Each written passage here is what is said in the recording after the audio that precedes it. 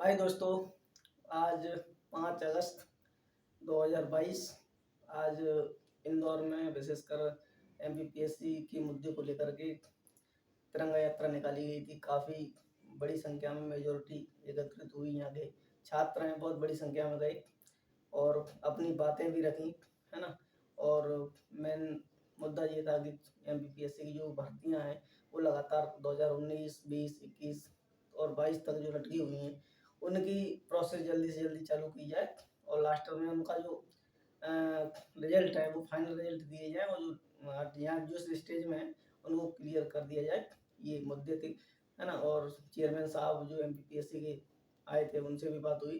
वे बोले कि हमें 20 दिन से या 25 दिन का समय दीजिए और इस दिन में हम अपनी पूरी कोशिश के साथ आपके रिजल्ट और बाकी जो हम पेंडिंग में डली हुई भर्तियाँ उनको भी जारी करेंगे या उनको भी रिलीज करेंगे। बाकी हाई कोर्ट क्या कहता है और सरकार क्या कहती है अभी तक कोई डिसीजन नहीं है, क्योंकि 27% रिजर्वेशन पे अभी भी लगातार डेट ही मिल रही है। क्योंकि रिजर्वेशन क्लियर हो तब तो भर्तियाँ क्लियर हो। तो ये इसके लिए मैंने एक वीडियो अपलोड भी किया है तिरंगा यात्रा की एक छोटी सी क्लिप है ना, बेरोजगारों की तिरंगा यात्रा। तो आज का हमारा टॉपिक है टेस्ट ट्यूब बेबी, है ना, आईवीएफ, इन विट्रो फर्टिलाइजेशन, है ना। टेस्ट ट्यूब बेबी क्या होते हैं, क्या इसकी थोड़ी सी हिस्ट्री जानेंगे और हिस्ट्री के बाद थोड़ी सी क्या प्रोसीजर रहता है, प्रोसीजर के बाद क्या क्या थोड़ी सी आगे देखेंगे। तो आइए देखिए, 25 जुलाई 1978 का वो दिन था जब विश्व में सबसे पहले टेस्ट ट्यूब बेबी की तकनीक है ना उसकी खोज की गई थी, या उस तकनीक के थ्रू बच्चे का जन्म हुआ था। उसका नाम था लुइस जॉय ब्राउन, है ना। प्रोफेसर रॉबर्ट एडवर्ड ये डॉक्टर थे, पेशे से प्रोफेसर थे और ये जिनकी देख रेख में इन्हें इस लुइस जॉय ब्राउन का जन्म हुआ था। ये टेस्ट ट्यूब बेबी जो प्रोसेस है, ये तकनीक है, उसके थ्रू ही हुआ था।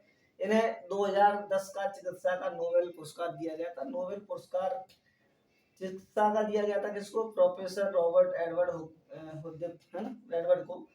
और ये नोबेल पुरस्कार जो है ना ये लगभग 1901 से स्टार्ट किए गए हैं। किसके सम्मान में किए गए थे?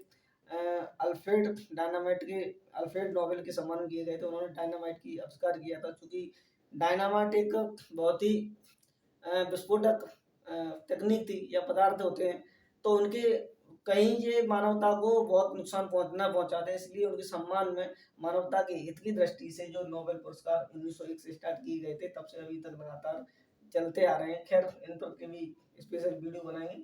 चलिए तो आइए, आवश्यकता क्यों पड़ी इस टेस्ट ट्यूब बेबी की जब सब चीजें नॉर्मल चल रही हैं, नेचर के थ्रू या जो प्रोसेस दी है हमें प्रकृति ने उसी के थ्रू चल रही हैं, तो फिर क्या जरूरत है इसकी, है ना।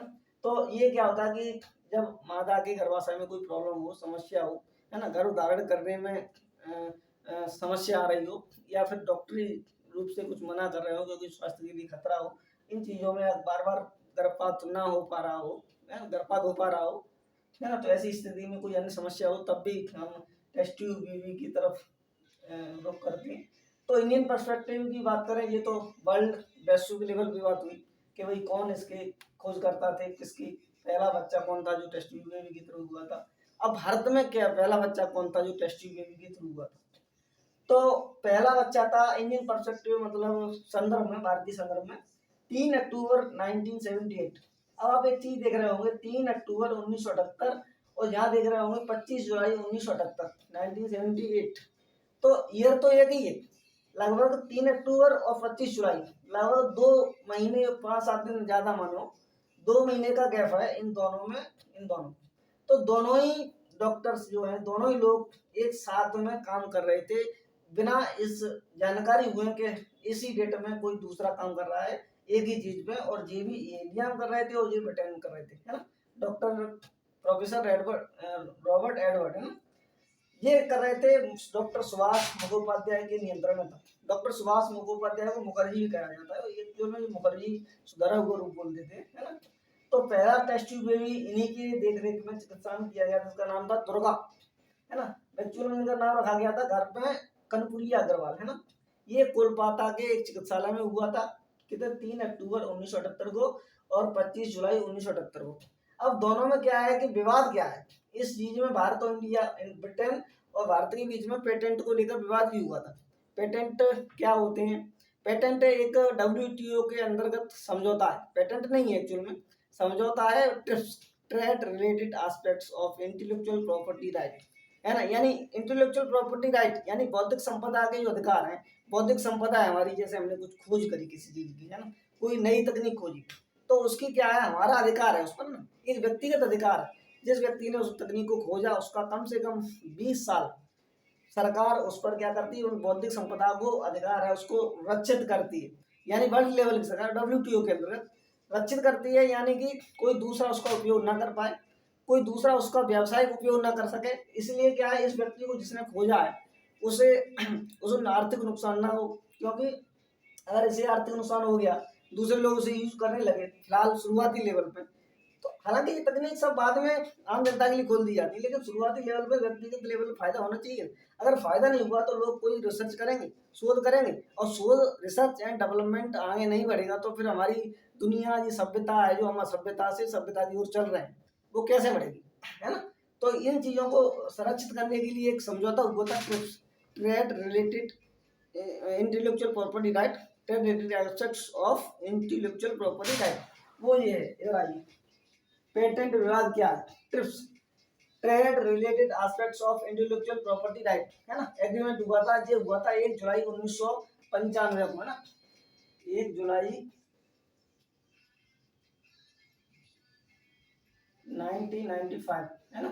ये WTO के अंतर्गत हुआ था, वर्ल्ड ट्रेड ऑर्गेनाइजेशन, है ना, विश्व व्यापार संगठन, उसके अंतर्गत हुआ था। और जितने भी WTO के सदस्य हैं वो सब के सब इस ट्रेड ट्रिप्स के समझौतों को क्या करते हैं, फॉलो करते हैं। लेकिन हुआ क्या कि चूंकि ये 2 महीना पहले ब्रिटेन के प्रोफेसर रॉबर्ट एडवर्ड ने 2 महीने पहले ये तकनीक के बारे में जन्म हुआ था इस बच्चे का, या खोज चुके थे, तो भारत में 2 महीने बाद हुआ था, इसलिए अल्टीमेटली पेटेंट इन्हीं को दिया गया था, ब्रिटेन के महाशय को, लेकिन भारत के को नहीं मिल पाया। लेकिन भारत के संदर्भ में सुभाष मुखोपाध्याय का नाम आता ही है। तो ट्रिप्स आपने समझ लिया हुआ। अब आइए कि प्रोसीजर क्या है। किसी दिन ट्रिप्स और समझौते होते हैं।